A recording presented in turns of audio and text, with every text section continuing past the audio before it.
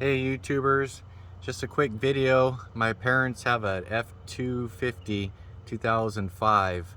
I believe it's 2004 to 2007.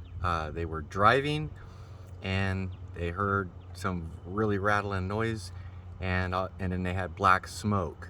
So if you have something maybe like that and if you start it up and it takes a minute for it to make the noise, go for your turbo.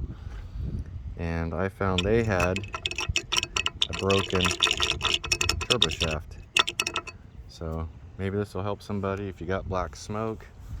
And you know, if you start it up and the engine sounds good for about 3 to 5 seconds, and then you start hearing this lack, and then you shut it off and then it keeps going even though the engine is off, I would go for your turbo. And I just pulled off the inlet boot and had them start it real fast, and I could see the impeller was barely turning, and so then I had him shut it off, and I actually grabbed the nut on the impeller, the intake side, and had him start it, and you could hear the rattle, and the impeller didn't turn, so I knew it was a turbo. All right, guys.